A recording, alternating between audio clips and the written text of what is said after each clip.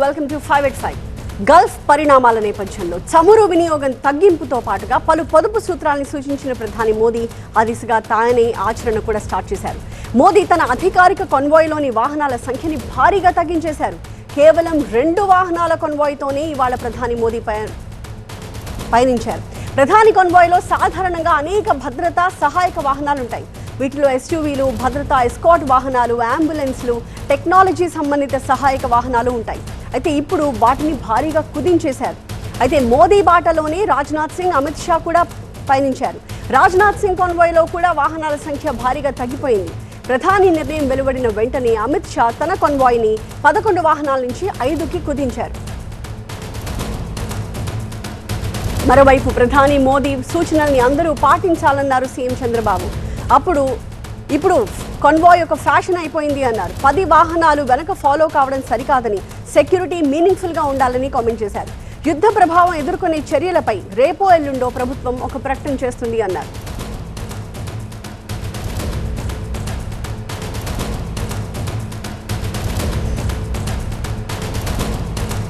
మా ప్రతినిధి గోపీకృష్ణ లైవ్ లో జాయిన్ అవుతున్నారు. లేటెస్ట్ అప్డేట్స్ తో గోపీకృష్ణ, సో ప్రధానితో పాటుగా కేంద్ర మంత్రులు, ఇప్పుడు లేటెస్ట్ గా సీఎం చంద్రబాబు కూడా చేసిన స్టేట్మెంట్ నేపథ్యంలో పరిస్థితి ఎంత తీవ్రంగా ఉంది అన్నది ప్రజలందరికీ కూడా మెల్లిమెల్లిగా అర్థమవుతున్నట్టుంది.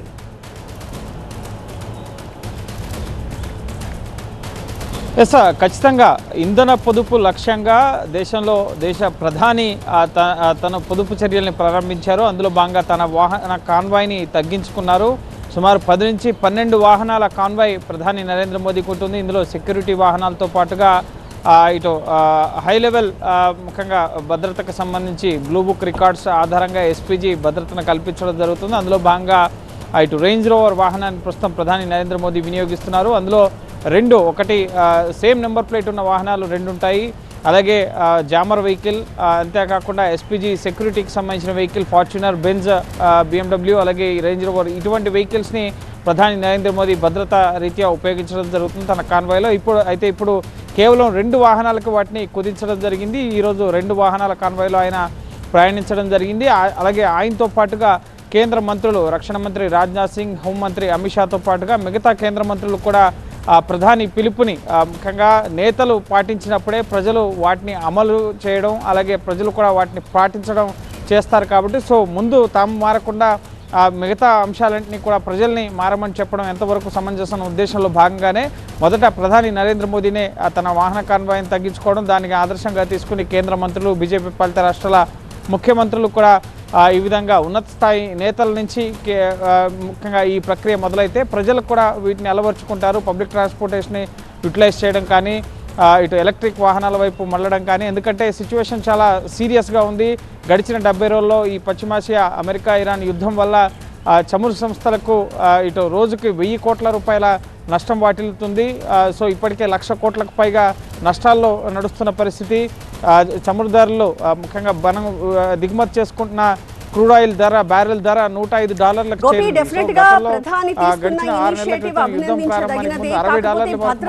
కన్సర్న్స్ ఏమి వ్యక్తం అవ్వట్లేదా? ఆన్ ది అదర్ హ్యాండ్, ఇందాక మనం మాట్లాడుకున్నట్టు ప్రధాని కూడా చెప్పినట్టు ఎలక్ట్రిక్ వెహికల్స్ తో ఆయన కాన్వాయ్ని రీప్లేస్ చేసే ఆలోచన కూడా ఏమన్నా చేస్తున్నారా? మున్ముందు ఎలా సాగబోతోంది కాన్వాయ్? ఎస్, ప్రధాని భద్రత ఎస్పీజీ స్పెషల్ ప్రొటెక్షన్ గ్రూప్ ఆధ్వర్యంలో ప్రధానికి భద్రత ఉంటుంది. ఈ భద్రత అనేది బ్లూ బుక్ నిబంధనల ప్రకారం భద్రతని పాటించడం జరుగుతుంది. సో ఎక్కడా కూడా భద్రతా ప్రమాణాల విషయంలో రాజీ పడకుండానే ఇటు ఈ కాన్వాయ్లో ప్రధానికి సెక్యూరిటీని కల్పించడం జరుగుతుంది. దానికి కావాల్సిన చర్యలను కూడా ఎస్పీజీ తీసుకుంటున్నట్లుగా ప్రధాని కార్యాలయం వెల్లడించడం జరిగింది. సో భద్రత విషయంలో ఎటువంటి రాజీ లేదు. కేవలం కాన్వాయ్ని కుదించారు. కాన్వాయ్కి ముందుగా వెళ్లే పోలీస్ వాహనాలు, పైలట్ వాహనాలు, సో ఇవి యాజ్ యూజువల్గా రూట్ చెకింగ్స్ ఇవన్నీ కూడా యథావిధిగా కొనసాగుతాయి. ఆల్రెడీ లుటైన్స్ ఏరియా ఢిల్లీలో, అలాగే ఢిల్లీ బయటకు వెళ్ళినప్పుడు కూడా వివిధ రాష్ట్రాల పర్యటన సందర్భంగా కూడా అక్కడ స్టేట్ పోలీసులు అలాగే ఎస్పీజీ ప్రొటెక్షన్ని కల్పిస్తూనే ఉంటాయి. సో భద్రత విషయంలో ఎటువంటి రాజీ లేకుండానే చర్యలు తీసుకుంటున్న పరిస్థితి ఉంది. సో ఎక్కడ కూడా ప్రధాని భద్రతకి ముఖ్యంగా ముప్పు వాటిల్లే విధంగా ఎక్కడ కూడా వ్యవహరించడం జరగదు. ఈ ముఖ్యంగా ప్రజలకు దీన్ని ఒక అవగాహన కల్పించే విధంగా, ప్రజలు కూడా దీన్ని పాటించే విధంగా పబ్లిక్ ట్రాన్స్పోర్టేషన్ యూటిలైజ్ చేసుకునే విధంగా మెట్రో అలాగే ఎలక్ట్రిక్ వాహనాలని కూడా ప్రధాని కాన్వాయ్లో చేర్చాలి అని చెప్పి సూచించారు. కానీ ఎటువంటి కొత్త వాహనాలని కొనొద్దని చెప్పి కూడా సూచించడం జరిగింది. సో ఇప్పటికే మినిస్టీరియల్ వైజ్గా అలాగే ఇక్కడ పార్లమెంట్లో ఎంపీలకు ముఖ్యంగా కార్ పూలింగ్ వ్యవస్థ ఉంది. ఎంపీలు పార్లమెంట్ సమావేశాలకు హాజరు కావాలంటే వాళ్ళు ఒకవేళ కార్ కావాలనుకుంటే కనుక ఎలక్ట్రిక్ వాహనాన్ని పార్లమెంట్ సిబ్బంది తమ ఎంపీల ఇళ్లకు పంపించి సో వాళ్ళు ఆ వాహనంలో ఢిల్లీలో పొల్యూషన్ సమస్య కూడా ఉంటుంది కాబట్టి సో ఎలక్ట్రిక్ వాహనాల వినియోగం కూడా పెరుగుతుంది. ఢిల్లీలో ఈవీ పాలసీ కూడా నెక్స్ట్ 2030 నుంచి ఎటువంటి 2 వీలర్స్ కూడా ముఖ్యంగా పెట్రోల్ వాహనాలు అనేవి ఉండవు, ఇక కేవలం ఎలక్ట్రిక్ వాహనాలు మాత్రమే ఉంటాయి. అలాగే ఈవీ పాలసీలను కూడా కేంద్రం అభివృద్ధి చేస్తుంది. కేంద్ర రాష్ట్ర ప్రభుత్వాలు పూర్తిగా ఈ కర్బన ఉద్గారాలను తగ్గించేందుకు, కాలుష్యాన్ని తగ్గించేందుకు అలాగే ఈ చమురు ధరలు కూడా పెరుగుతున్న నేపథ్యంలో సోలార్ ఎనర్జీ కూడా అందుబాటులోకి వస్తున్న నేపథ్యంలో పీఎం సూర్యఘర్ లాంటి పథకాలను కూడా కేంద్రం ఇంట్రడ్యూస్ చేస్తున్న నేపథ్యంలో సో అన్ని రకాలుగా కూడా ఆర్థిక వ్యవస్థకి ఊతమిచ్చే విధంగా అలాగే ఇటు మనం రష్యా నుంచి ఇప్పుడు ఇతర దేశాల నుంచి ఇరాన్ నుంచి చమురు దిగుమతులు తగ్గాయి కాబట్టి మిగతా దేశాలకి అధిక మొత్తాన్ని చెల్లించి నష్టాల పాలవలసి వస్తుంది కాబట్టి సో వికసిత్ భారత్లో దీన్ని కూడా ఒక కీలక అంశంగా తీసుకుంటూ ఈ పొదుపు చర్యల్ని, ఆదా చర్యల్ని ప్రధాని నరేంద్ర మోదీ ప్రారంభించారు. దీన్ని మిగతా వాళ్ళు కూడా ప్రస్తుతం అవలంబిస్తున్నారు. కేంద్ర మంత్రులు, బీజేపీ పాలిత రాష్ట్ర ముఖ్యమంత్రులు, ఎన్డీఏ ముఖ్యమంత్రులు కూడా ఈ పొదుపు ఇంధన ఆదా చర్యల్ని అవలంబిస్తున్న పరిస్థితి నెలకొంది. Thank you Gopi. Coming to third news, Tamil Nadu అసెంబ్లీలో బల పరీక్ష సందర్భంగా ఆసక్తికర పరిణామాలు చోటు చేసుకున్నాయి. ఈ బల పరీక్షలో అధికార టీవీకే ఈజీగా గట్టింది. ఇక మరోవైపు విపక్ష అన్నాడీఎంకే చీలిక వ్యవహారం బల పరీక్ష సమయంలో చాలా క్లియర్ గా బయటపడింది.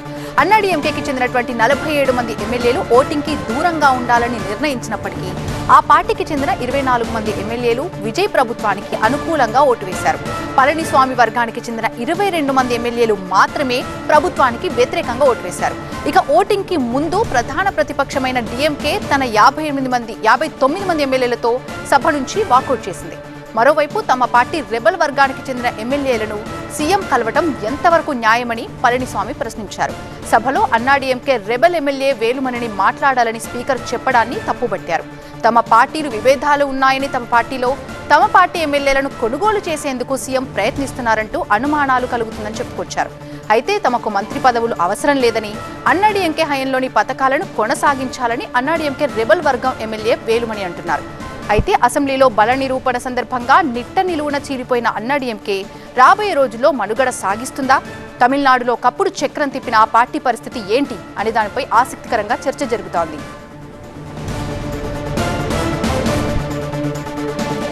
విజయ్ టీంలో పదవులు వద్దంటూనే అన్నాడీఎంకే రెబల్ మెలిక పెడుతున్నారు. పరోక్షంగా 6 నుంచి 8 పదవులు కోరుతున్నట్టుగా హింట్ కూడా ఇస్తున్నారు. ప్రస్తుతం 9 మందితో కేబినెట్ ఏర్పాటు చేశారు విజయ్. కాంగ్రెస్ కోసం ప్రస్తుతమైతే 2 బర్తులు ఇప్పటికే కేటాయించారు విజయ్. ఇంకా వీసీకి అడిగితే ఇచ్చేందుకు మరో 2 సిద్ధం చేస్తున్నారు కూడా. ఇక 21 కేబినెట్ పదవులు మిగిలే ఉన్నాయి. వీటిలో కనీసం 6 బెర్తులు కావాలని షణ్ముగం వర్గం అడుగుతోంది. పూర్తి అప్డేట్స్ అందించడానికి మా అసోసియేట్ ఎడిటర్ మహాత్మా లైవ్ లో సిద్ధంగా ఉన్నారు. మహాత్మా, ఇవాళ జరిగిన సిచ్యువేషన్ ఒకసారి గమనిస్తే అన్నాడీఎంకే వర్సెస్ అన్నాడీఎంకేగా మారింది సిచ్యువేషన్. అంతేకాకుండా రెబల్స్ కొన్ని డిమాండ్స్ వినిపిస్తున్నారు. ఏంటి ఆ డిమాండ్స్? అన్నాడీఎంకే రెబెల్స్ వినిపిస్తున్న డిమాండ్స్ 2 రకాలుగా చూడాలి. ఒకటి, ప్రభుత్వం అంటే ఇప్పుడు ఈ టీవీకే నేతృత్వంలో, విజయ్ నేతృత్వంలో ఏర్పడ్డ ప్రభుత్వానికి వారు చేస్తున్న డిమాండ్ అయితే మంత్రి పదవులు. ఇది పబ్లిక్గా ఎక్కడ కూడా చెప్పరు, ఎందుకంటే ఇటువంటివన్నీ కూడా బేరసారాలు తెర వెనుక జరుగుతాయి. పబ్లిక్ డొమైన్లో మైక్ ముందు మాట్లాడేటప్పుడు మాకు ఇన్ని మంత్రి పదవులు కావాలి అంటూ డిమాండ్ చేసే పరిస్థితి ఎక్కడా ఉండదు. వాళ్ళు చేస్తున్న డిమాండ్ వల్ల కనీసం 6 నుంచి 10 మంత్రి పదవులు కోరుతున్నట్టుగా తెలుస్తోంది. ఎందుకంటే విజయ్ నేతృత్వంలో ఉన్న ప్రభుత్వం బొటాబొటి మెజారిటీతోటే ప్రభుత్వాన్ని ఏర్పాటు చేసింది. ఇప్పుడు బల పరీక్ష సందర్భంగా ఈ చీలిక వర్గం కూడా సపోర్ట్ చేసింది కాబట్టి మంచి ఒక కంఫర్టబుల్ మెజారిటీ అన్నది నెంబర్ ప్రస్తుతం మనకు కనిపిస్తూ ఉంది. 144 మంది మద్దతు ఈ ఫ్లోర్ టెస్ట్లో ఆయనకి నిరూపితమైంది. అయితే ఇదే ప్రభుత్వం ఇలాగే కొనసాగాలి అని అంటే గనక వీరు కోరిన మంత్రి పదవుల్ని ఇవ్వక తప్పని పరిస్థితి ఏర్పడింది. ఆ దిశగానే ఈ చీలిక వర్గం విజయ్ మీద ఒత్తిడి తీసుకొస్తున్నారు. కనీసం 6 మంత్రి పదవులైనా దక్కించుకోవాలని చెప్పి వారు చూస్తున్నారు. ఇక పార్టీ పరంగా చేస్తున్న డిమాండ్ కూడా చూస్తే పళనిస్వామి నేతృత్వంలో ఉన్న అన్నాడీఎంకే ఈ అనేక ఓటములను చవిచూసింది. ఎన్నికల్లో వరుసగా ఓటములు పాలవుతూ వచ్చింది. పేలవమైన ప్రదర్శన ఇచ్చింది గత ఎన్నికల్లో కూడా. దీనంతటికీ కారణం పళనిస్వామి వ్యవహరిస్తున్న తీరే. ఆయన ఒంటెద్దు పోకడలకు పోతున్నారు, ఏకపక్ష నిర్ణయాలు తీసుకుంటున్నారు. అందరినీ సంప్రదించి ఒక సమిష్టి నిర్ణయం తీసుకోకపోవడం వల్లనే ఈ పరిస్థితి తలెత్తుతోంది అంటూ వారంతా కూడా విమర్శిస్తున్నారు. అలాగనే ఆయన నాయకత్వాన్ని తాము వద్దు అని చెప్పట్లేదు, ఆయన నాయకత్వం ఉండాలి, కానీ అందరి అభిప్రాయాల్ని పరిగణలోకి తీసుకోవాలి. పార్టీ నుంచి ఇప్పటికే చీలి బయటికి వెళ్ళిపోయిన టీటీవీ దినకరన్ కావచ్చు, శశికళ కావచ్చు, ఇటువంటి వారందరినీ కూడగట్టుకుని అందరినీ కలుపుకుని పోవాలి, అప్పుడే అన్నాడీఎంకే బలంగా ఉంటుంది అన్న అభిప్రాయాన్ని వీరంతా వ్యక్తం చేస్తున్నారు. ముఖ్యంగా పళనిస్వామి వ్యవహార శైలి నచ్చక ఆ పార్టీ నుంచి వెళ్ళిపోయి టీవీకేలో చేరి సెంగోట్టియన్ వంటి నేతలు అక్కడి నుంచి గెలుపొందారు. టీవీకే తరపున గెలుపొందడమే కాకుండా మంత్రి పదవులు కూడా పొందారు.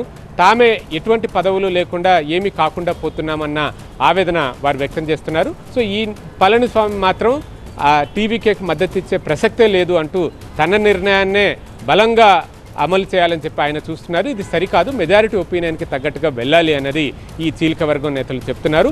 తామైతే చీలిపోలేదు, తమను ఎవరు కూడా కొనుగోలు చేయలేదు, ఎటువంటి పదవులకి ఆశపడి వెళ్ళలేదు అని బయటికి చెబుతున్నప్పటికీ పదవుల కోసమే ఈ చీలిక అనేది చాలా స్పష్టంగా అర్థమవుతుంది. జయలలిత మరణం తర్వాత ఈ అన్నాడీఎంకే వరుస పెట్టి బలహీన పడుతూనే వచ్చింది. శశికళ ఒకవైపు, దినకరన్ ఒకవైపు, పన్నీర్ సెల్వం ఒకవైపు, ఇప్పుడు పళనిస్వామి నేతృత్వంలో ఉన్న అన్నాడీఎంకేలో కూడా రెండు వర్గాలుగా మారిన పరిస్థితి ఉంది. కాబట్టి ఒక బలమైన నేత లేకపోవడం వల్లనే అన్నాడీఎంకే ఈ రకంగా చీలికలు పేలికలు అవుతుంది అన్నది ఇవాళ జరిగిన పరిణామాలను బట్టి చూస్తుంటే కూడా మనకు చాలా స్పష్టంగా అర్థమవుతుంది. Right, thank you Mahatma. ఇక తమిళనాడులో ఏర్పడ్డ ఈ చీలకు సంబంధించి ఫుల్ పొలిటికల్ పిక్చర్ మనం చూద్దాం 8:30లో. మూవింగ్ ఆన్, హైదరాబాద్ అడ్డాగా నేపాల్ గ్యాంగ్లు అరాచకాలు అంతకంతకు పెరిగిపోతూనే ఉన్నాయి. రిటైర్డ్ ఐపీఎస్ భార్య హత్య కేసులో కల్పన అండ్ నేపాల్ గ్యాంగ్ ప్రమేయం ఉంది అని నిర్ధారించారు. కానీ ఇంతవరకు నిందితుల్ని అరెస్ట్ చేయలేదు. అంతలోనే మరొక దారుణం సికింద్రాబాద్ శివారు కౌకూరులో నేపాల్ గ్యాంగ్ పంజా విసిరింది. ప్రొఫెసర్ మురళీమోహన్, డాక్టర్ విజయలక్ష్మి దంపతులకు మత్తుమందిచ్చి ఇంటిని లూటీ చేసింది నేపాల్ గ్యాంగ్. అప్పట్లో కాచిగూడలో ఒక వ్యాపారి ఇంట్లో భారీ దోపిడీ జరిగింది. అచ్చం అదే తరహాలో ఇప్పుడు నేపాల్ గ్యాంగ్ మళ్లీ పంజా విసిరింది. పనిలో చేరి 2 వారాలైందో లేదు, తిన్నింటి వాసాలు లెక్క పెట్టేశారు. బర్త్డే పేరిట తమ గ్యాంగ్ ని పిలిచారు. మురళీమోహన్ దంపతుల్ని బంధించి నిలువు దోపిడీ చేశారు. ఇంట్లోని సీసీటీవీ హార్డ్ డిస్క్లు పగలగొట్టి నీటిలో పడేశారు. 75 తులాల బంగారం, 20 కిలోల వెండి, $3,000 విలువైన వజ్రాల హారాలను ఎత్తుకుపోయారన్నది ప్రాథమిక అంచనా. నిందితులిచ్చిన మత్తు మందు వల్ల దంపతులు స్పృహ కోల్పోయారు. స్పృహలోకొచ్చాక డైల్ 100కి కాల్ చేశారు. దాంతో ఈ దోపిడీ వ్యవహారం మొత్తం వెలుగులోకి వచ్చింది. రిటైర్డ్ ఐపీఎస్ ఇంట్లో దోపిడీ చేసింది కల్పన అండ్ గ్యాంగ్. ప్రొఫెసర్ మురళీమోహన్ ఇంట్లో దోపిడీ సూత్రధారి, పాత్రధారి మీనా అని గుర్తించారు. గతంలో కూడా ఈమెపై చోరీ కేసులున్నాయి. మొయినాబాద్లో జరిగిన దోపిడీతో ఈ ముఠాకు లింక్ ఉందని భావిస్తున్నారు పోలీసులు. నేపాలీ వాళ్లను పనిలో పెట్టుకుంటే విధిగా ఆధార్ కార్డు తీసుకోవాలని చెప్తున్నారు సరే, కానీ నగరంలో అసలు నేపాలీలు ఎంతమంది ఉన్నారో పోలీసుల దగ్గర ఒక డేటా ఉందా? వరుస సంఘటనలు జరుగుతున్నా సరే నేపాలీలపై పోలీసులు ఎందుకు ఫోకస్ పెట్టడం లేదు అనే విమర్శలు వ్యక్తమవుతున్నాయి. ఇప్పుడు వాళ్ళు 24 జాయిన్ అయినారు. వాళ్ళు మొన్న నైట్ అటాక్ చేశారు. వాళ్ళ వైఫ్ అండ్ హస్బెండ్ కాక మొత్తం టోటల్ 7 to 8 మెంబర్స్ అంతా కూడా వీళ్ళకి గుర్తుపట్టలేకపోతారు. మా బావగారికి అది ఎక్కువ ఆగిపించారు. మా చెల్లెను మా బావగారిని మొత్తం కట్లు కట్టేసి ఫిలిం స్టైల్లో వెనుక కాళ్ళు చేతులు కట్టేసి ఇద్దరు ఇండివిజువల్ కట్టారు. తర్వాత మళ్ళీ ఇద్దరిని కలిపి కాళ్ళు చేతులు కట్టేసారు. తీసుకుపోయి రూమ్లో వేసి బయటకి లాక్ వేసేసారు. మొత్తం ఇల్లంతా చూసుకున్నారు. ఫింగర్ ప్రింట్స్ అన్ని తీస్తే అప్పుడు ట్రేస్ అవుట్ అయింది. అది మ్యాచ్ అయితే మీరు మమతా కాదండి, ఈమె మీనా బహదూరు, ఈమె ఆల్రెడీ మొయినాబాద్ పోలీస్ లిమిట్స్లో 3 years బ్యాక్ ఇలాంటి థెఫ్ట్ చేసింది బర్గలరీ. ఆమె ఆల్రెడీ జైలు కూడా వెళ్ళిందని వాళ్ళు అప్పుడు చెప్పారు. మాకు 75-80 తులాస్ ఉన్నాయండి. వాళ్ళకి రికవర్ కాలేదు. మన సిల్వర్ ఒక 25 kg 20 kg దాకా. ఘటనకు సంబంధించిన ఫుల్ డీటెయిల్స్ తో మా ప్రతినిధి జ్యోతి సిద్ధంగా ఉన్నారు. జ్యోతి, ఈ చోరీకి సంబంధించి ఏవైనా డీటెయిల్స్ బయటకు వస్తూ ఉన్నాయా? ఆ మీనా ఎవరు, జాయిన్ అయ్యి ఎన్ని రోజులైంది? అలాగే మీనాతో పాటు ఒక 10 మంది గ్యాంగ్ ఉన్నారని చెప్తున్నారు. వాళ్ళు ఎటు వెళ్లారు, ఏంటి తాజా సమాచారం ఏదైనా ఉందా?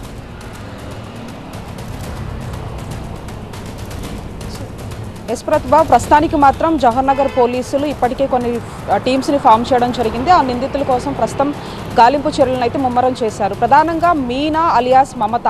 ఈ మీనా మీద గతంలో మొయినాబాద్కు సంబంధించినటువంటి ఇలాంటి తరహా కేసులోనే ఆమె ఒక నిందితురాలుగా ఉన్నారు. ఆ తర్వాత జైలుకి కూడా వెళ్ళేసి వచ్చారు. అయితే పర్టికులర్గా జవహర్ నగర్ కేసుకు సంబంధించి మాత్రం ఒక వ్యక్తి ఎవరైతే మమతా త్రూ ఒక 2 వ్యక్తుల్ని, అది సబీనా, రాజేష్, ఈ ఇద్దరిని కూడా ఈ ప్రొఫెసర్గా ఉన్నటువంటి మురళీమోహన్ విజయలక్ష్మికి సంబంధించినటువంటి ఆ దంపతుల ఇంటిలోకి ఏప్రిల్ 24న అక్కడికి వెళ్ళడం జరిగింది. వెళ్ళిన తర్వాత బర్త్డే పార్టీ పేరుతో మమత రెగ్యులర్గా వస్తూ పోతూ ఉండడము, ఆ తర్వాత తనని రావద్దని చెప్పినప్పటికీ కూడా నిరంతరం రావడం. నిన్న ఏదైతే మొన్న జరిగినటువంటి బర్త్డే పార్టీ సందర్భంగా కూడా కొంతమంది నేపాలీలకు సంబంధించినటువంటి వ్యక్తులు ఈ పార్టీలోకి అటెండ్ అయ్యారు. ఆ తర్వాత అదును చూసుకొని పథకం ప్రకారమే వాళ్ళని నోటికి ప్లాస్టర్ వేసి చేతులు కట్టేసి తర్వాత ఉన్నదంతా కూడా తీసుకెళ్లినటువంటి పరిస్థితి.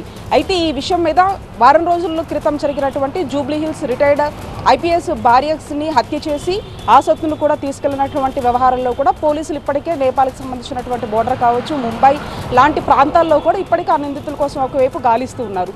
దీన్ని సీరియస్గా తీసుకున్నటువంటి పోలీసులు నగరంలో ఎంతమంది నేపాలీలకు సంబంధించినటువంటి వాళ్ళు ఉన్నారనే దాని మీద వాళ్ళ వివరాలను సేకరించేటటువంటి విషయంలో ఫోకస్ పెట్టారని చెప్పుకోవచ్చు. అందులో భాగంగానే ఒక ప్రకటన సైతం కూడా విడుదల చేయడం జరిగింది.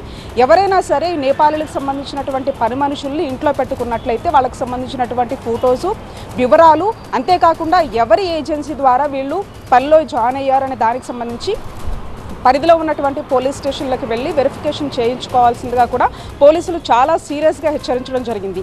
ఎందుకంటే వీళ్ళు టార్గెట్ అంతా కూడా ఒకవైపు Banjara hills, Jubilee hills, Madhapur, Gachibowli లాంటి ప్రాంతాలతో పాటు ఆయా కమిషనరేట్ పరిధిలో ఉన్నటువంటి ధనికుల ఇళ్లల్లోనే వీళ్ళు టార్గెట్గా ఉండి వాళ్ళు అక్కడ పని మనుషులుగా జాయిన్ అవుతున్నారు. తర్వాత కొన్ని నెలల పాటు నమ్మకంగా పనిచేస్తున్నారు. ఆ తర్వాత పథకం ప్రకారమే రెక్కి నిర్వహించి ఆ తర్వాత సొత్తునంతా కూడా వీళ్ళు కాజేస్తున్నటువంటి పరిస్థితి.